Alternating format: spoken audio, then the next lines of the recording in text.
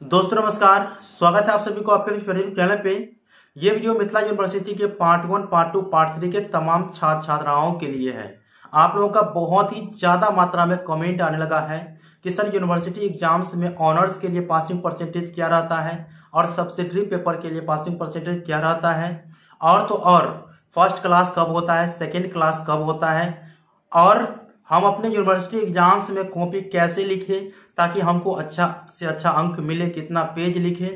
तो ये चीज मैं आप लोगों को अपने अनुभव के हिसाब से बताऊंगा। हालांकि मुझसे ज्यादा अनुभवी आप लोग में से कोई जरूर होंगे, लेकिन मुझे जितना अनुभव है मैं अपने एग्जाम्स के अनुसार बताऊंगा कि पार्ट 1 में मैंने क्या गलती की है ताकि हमारा परसेंटेज कुछ कम मिला। इसके बाद पार्ट 2 में मैंने क्या गलती की है कि हमारा परसेंटेज उससे भी कम मिला। और तो और मेरा हमेशा से फंडा है, चाहे वो मैट्रिक का हो, इंटर का हो या ग्रेजुएशन का हो, ठीक है, हमेशा से फंडा है कि अगर मैं अपने गलतियों को कर रहा हूं तो लास्ट ईयर मैं अपने गलती को खुद सुधार करता हूं। तो पार्ट 3 में मैंने क्या किए, किस हिसाब से तैयारी किए कि मेरा परसेंटेज डायरेक्ट यहाँ से जहाँ पे बॉटम लेवल पर था तो मार्केट लेवल पर चला गया।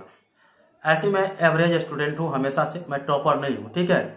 मैं सेशन 2015 से 18 का स्टूडेंट हूँ, मैथमेटिक्स ऑनर्स है मेरा, ठीक है। और मैथमेटिक्स ऑनर्स में ज़्यादा परसेंटेज तो नहीं है, मेरा 67% है। बहुत सारे छात्र छात्राओं को पता भी होगा, ठीक है।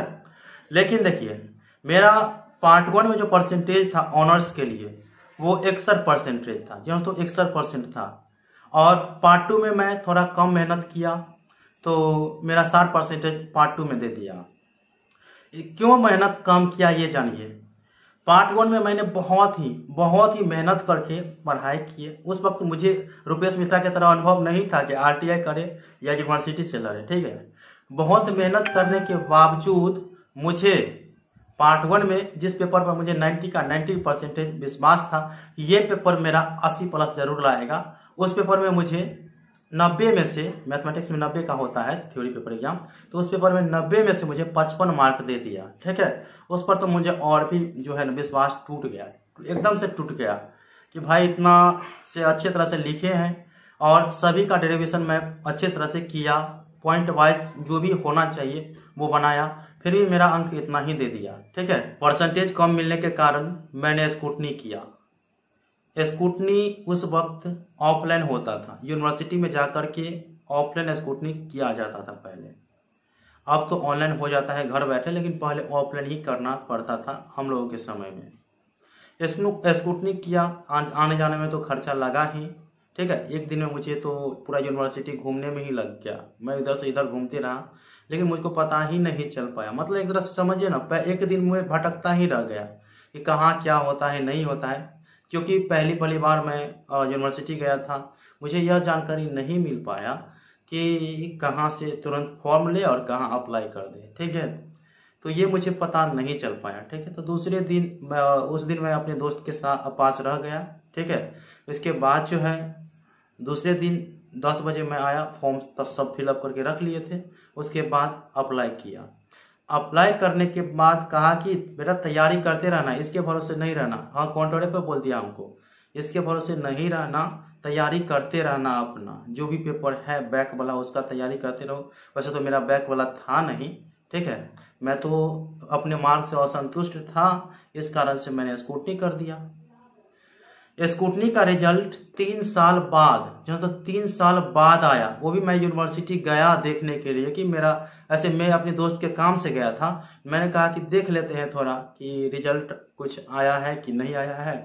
तो देखा तो कुछ भी नहीं, नो चेंज। और इतना मोटा मोटा पुर्जा सब निकाल करके दिया, देखते रहो। तो जब मैंने कहा कि सर इसमें तो एक पेपर तो मेरा गायब ही था, एक पेपर में कुछ भी नाम ही नहीं चढ़ा था कि कहाँ मेरा एक पेपर का पैसा गया और कहाँ नहीं है, ठीक है। ये मुझे नहीं, दूसरा पेपर में देखा तो उसमें कहे सर ये क्या है, इसमें तो नो चेंज और मार्क भी नहीं चढ़ रहा है थोड़ा बहुत। तो कहता कि वेट करो। फोन किया, हाँ इतना रोल नंबर का कॉपी चेक करो। अच्छा, कॉपी चेक किया कि नहीं, कहा हमको कहा कि थोड़ा देर बैठ गए, आधा घंटा तक बैठे। चलो भाई बैठते हैं कि कॉपी चेक होगा तो थोड़ा मार्क बढ़ा देगा। चलिए 1 घंटा तक बैठा दिया, उसके बाद कहता है, उधर से फोन आया, उसके बाद कहता है कि बेटा ऐसा करो कि तुम चले जाओ और जितना मार्क तुम्हारे पास अभी मिला है ना उतना ही लेकर के संतुष्ट हो जाओ। तो उस वक्त तो मुझे रुपेश मिश्रा की तरह अनुभव नहीं था, वैसे भी नया स्टूडेंट को अनुभव नहीं रहता है और न ही कोई चैनल सपोर्ट करने वाला था, ये यूनिवर्सिटी रिलेटेड कोई इन्फॉर्मेशन नहीं देता था। मुझे बहुत दुख हुआ कि ये हमें 1 घंटा तक बैठा दिया, उसके बाद कहता है बेटा चले जाओ, और ये भी नहीं बताया कि क्या कारण है नहीं है। बोला कि जो मार्क है उसी पर संतुष्ट रहो। कहे ठीक है भाई कोई बात नहीं। इससे पहले मैंने पार्ट 2 का भी एग्जाम दे दिया और असंतुष्ट तो था ही, मन टूट गया। ठीक है, तो पार्ट 2 में उतना पढ़ाई नहीं कर पाए। तो पार्ट 1 में मेरा तो वही 61-62% मिला था ऑनर्स का। उसके बाद पार्ट 2 में उतना अच्छे तरह से तैयारी नहीं कर पाए, मन टूट गया था। ठीक है, वैसे पार्ट 1 की अपेक्षा पार्ट 2 का सिलेबस मैथ ऑनर्स के लिए आसान है हमारे लिए, बाकी स्टूडेंटों के लिए जो भी हो, क्योंकि हमारा कैलकुलस जो है ना स्ट्रांग है, अभी भी है, तो मेरे लिए आसान लगा। लेकिन मैं तैयारी नहीं कर पाया, कहा कि भाई इतना तैयारी करने पर मन तोड़ देता है यूनिवर्सिटी, तो नहीं किया। फिर भी रिजल्ट मेरा 60% आया। ठीक है, 60% ऑनर्स में आया पार्ट 2 में, 61% पार्ट 2 में आया। चलो अब एवरेज चल रहा है 60-61 इस प्रकार से चल रहा है। इसके बाद आया पार्ट 3 का बारी। अब कहे कि लास्ट में अगर हम अपने बदौलत मन से अच्छे नहीं लिखेंगे ना तो मेरा परसेंटेज जो है ना एक तरह से बॉटम लेवल पर आ जाएगा। ठीक है, क्योंकि मेरा मैट्रिक इंटर फर्स्ट क्लास है और इसमें अगर सेकेंड क्लास आ जाएगा तो थोड़ा हेजिटेशन मुझे हो जाएगा, क्योंकि अधिकतर स्टूडेंटों को सुने हैं कि मैट्रिक में थर्ड भी रहता है, सेकेंड भी रहता है या फर्स्ट रहता है, या इंटर में कुछ भी थर्ड सेकेंड रहता है, लेकिन ग्रेजुएशन में आकर के वो फर्स्ट क्लास जरूर हो जाता है, मैक्सिमम स्टूडेंटों का होता है। तो कहा कि ये लोग फर्स्ट क्लास कर लेते हैं थर्ड हो करके भी, और हम फर्स्ट क्लास पहले से आए हैं तो हम फर्स्ट क्लास नहीं हो जाएंगे। ऐसे भी फर्स्ट क्लास 2 पार्ट में मिला करके आ रहा था। चलो कोई बात नहीं भाई, इतना असंतुष्ट भी थे लेकिन फिर भी चलने वाला था, खींचते रहे।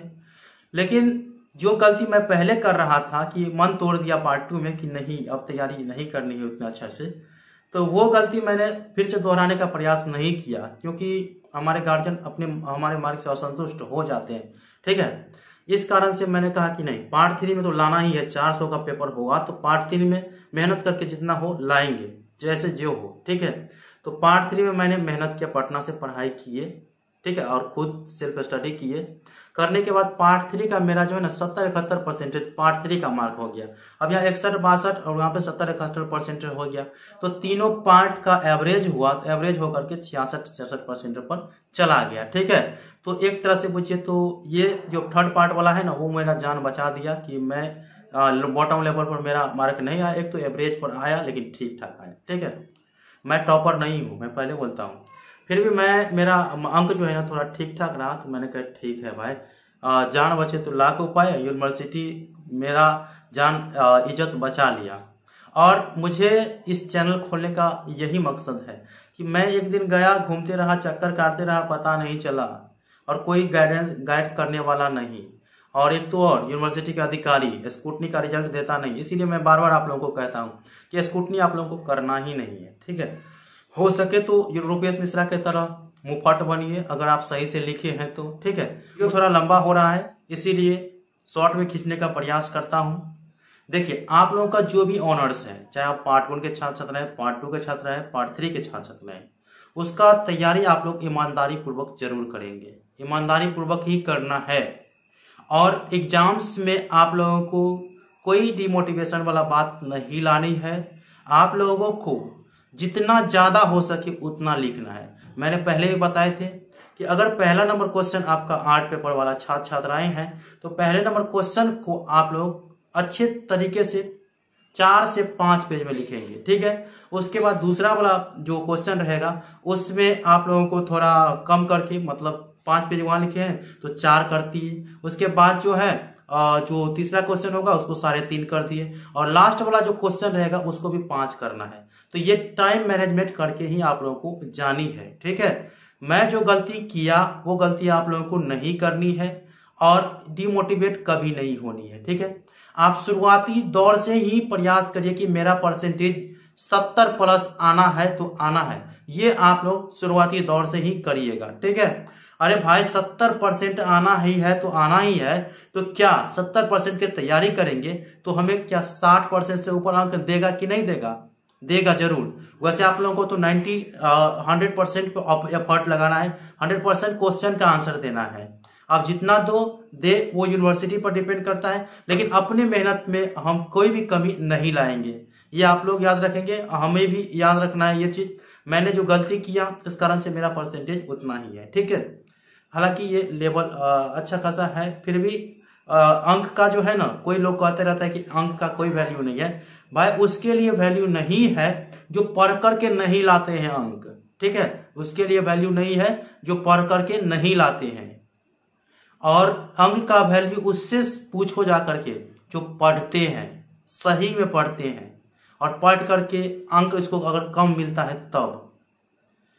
तो ये चीज आप लोग सुनिश्चित कर लेना है कि डिमोटिवेट नहीं होना है। जो भी ऑनर्स पेपर है या जो भी पेपर है आप लोगों को उसे 110% एफर्ट करके, और गलत हो सही हो बना करके जरूर आना है।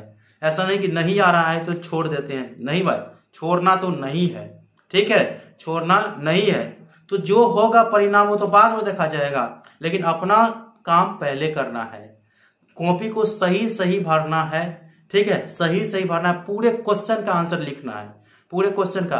और मैट्रिक इंटर की तरह नहीं लिख दीजिएगा। मैट्रिक इंटर की तरह जो 2 नंबर का क्वेश्चन पूछा तो थोड़ा 2 लाइन में लिख देते हैं, 3 लाइन में, वो सब नहीं चलने वाला है भाई। अब ऑनर्स है, ग्रेजुएशन है, इसमें तो आपको कॉपी पन्ना का पन्ना भरना पड़ता है तब मार्क मिलता है। ठीक है, मैट्रिक इंटर का ये सिलेबस नहीं है, आपको फास्ट मिलेगा। मैट्रिक इंटर में पढ़ने वाले छात्र थे, लेकिन ग्रेजुएशन करने के बाद आप पढ़ाने वाले छात्र हो जाएंगे, तो ज्यादा जानकारी नहीं रहेगा तो क्या पढ़ाइएगा, आम या कटहल या लताम। और आम कटहल लताम पढ़ाइएगा ना तो बच्चे का मन जो है ना वो इमली जैसा हो जाएगा। ठीक है, अर्थात खट्टा हो जाएगा, आप में इंटरेस्ट नहीं रखेगा। ये चीज सुनिश्चित कर लीजिएगा आप लोग। ठीक है, चलिए अब अगला बात आप लोगों को पता होना चाहिए कि फर्स्ट क्लास कितने परसेंटेज पर होते हैं और कितना अंक पर होता है ग्रेजुएशन में, और सेकेंड क्लास कब होता है। ठीक है, थर्ड क्लास तो नहीं होता है क्योंकि 45% पर ही आप पास होंगे। देखिए, ऑनर्स में पास होने के लिए आपको 45% अंक चाहिए, ऑनर्स में 45% अंक चाहिए, और सब्सिडरी पेपर जो भी है उसमें पास होने के लिए 33% अंक चाहिए, ये आप लोग याद रखेंगे। फर्स्ट क्लास होने के लिए 60% अंक, तो 800 का ऑनर्स हो जाता है, ऑनर्स का ही परसेंटेज निर्धारित किया जाता है, ये आप लोग याद रखेंगे। और ये पार्ट 1, पार्ट 2, पार्ट 3 तीनों मिला करके ही आप लोगों का क्लास जो है फर्स्ट क्लास या सेकेंड क्लास होता है, वो एवरेज करके बताया जाता है कि आपका परसेंटेज क्या बन रहा है। ठीक है, ये आप लोग याद रखेंगे। तो आप लोगों को बता दूं कि अगर 800 का ऑनर्स पेपर ही होता है, पार्ट 1 में 200 का, पार्ट 2 में 200 का 400, और पार्ट 3 में 400 का ऑनर्स पेपर हुआ तो 800 हुआ। 800 में फर्स्ट क्लास होने के लिए 480 अंक चाहिए। 480 अंक अगर आपको आ जाता है तो फर्स्ट क्लास से पास हो जाएंगे, उससे ऊपर आया तो फर्स्ट क्लास होता है। ठीक है, और उससे अगर कम रहा तो आप सेकेंड क्लास में हो जाइएगा। ठीक है, और 45% से कम रहा तो आप फेल हो जाइएगा, क्योंकि ऑनर्स में पास होने के लिए 45% अंक चाहिए, थर्ड क्लास यहाँ पे नहीं होता है। तो 480 से ऊपर लाने का मतलब 600 तक लाने का प्रयास करिएगा ना, तभी आपको 400 से ऊपर अंक आएगा, अन्यथा नहीं आएगा, ये आप लोग याद रखेंगे। अपना कर्तव्य कभी नहीं भूलनी है, बाद में जो परिणाम होगा वो अलग बात है। तो कुछ ज्यादा मैंने बोल दिया, आप लोगों को कैसा लगा वो बोल दीजिए कमेंट बॉक्स में। मैं इस वीडियो के कमेंट को अच्छे तरह से पढ़ूंगा, देखते हैं मेरे बारे में क्या थॉट आपको आया। और चैनल क्रिएट करने का कारण आप लोगों को पता चल गया ना कि यूनिवर्सिटी के अंतर्गत एक को यूनिवर्सिटी नहीं है, 3-4 यूनिवर्सिटी, संस्कृत विश्वविद्यालय मिल जाएगा, डायरेक्टरेट ऑफ डिस्टेंस एजुकेशन मिल जाएगा, एक बार मिथिला यूनिवर्सिटी मिल जाएगा, जो ललित मिथिला यूनिवर्सिटी का रेगुलर मोड है वो मिल जाएगा। तो घूमते रहिएगा, कैंपस बहुत बड़ा है, छोटा नहीं है यूनिवर्सिटी कैंपस, ये आप लोग याद रखेंगे। तो पहले दिन जो छात्र आए जाएंगे, अब तो अनुभव है कि मैं हर एक कोना में, यूनिवर्सिटी के हर एक कोना में, हर एक जगह का नाम बता सकता हूँ। ठीक है, और कौन से सब्जेक्ट का इतना अनुभव हो चुका है, 3-4 साल से काम कर रहा हूँ यूनिवर्सिटी के रिलेटेड ही, तो मुझे अनुभव हो चुका है कि कब क्या होने वाला है। ठीक है, तो अब उतना दिक्कत नहीं है, लेकिन आप लोगों को दिक्कत ना हो इस कारण से यह चैनल क्रिएट किया गया है। ठीक है, कि आप लोगों को दिक्कत ना हो।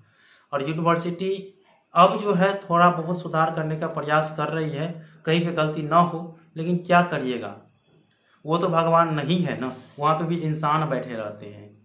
तो जिस वक्त जो मूड हुआ वो किया, लेकिन छात्रों के भविष्य के साथ खिलवाड़ न करें, हाथ जोड़कर प्रार्थना है महानुभाव से, प्रधानाचार्य महोदय से, कुलपति महोदय से और प्रति कुलपति जो अभी वर्तमान के हैं डॉली सिन्हा जी, उनसे भी प्रार्थना करता हूँ। परीक्षा नियंत्रक जो SN राय जी है, उनसे भी मैं प्रार्थना करता हूँ कि छात्र छात्राओं के भविष्य के साथ, वैसे तो आप लोग नहीं चाह रहे होंगे, फिर भी हमारे तरफ से आप लोग नहीं करिएगा खिलवाड़। तो मिलते हैं अगले वीडियो में, तब तक के लिए धन्यवाद। जय हिंद, जय भारत।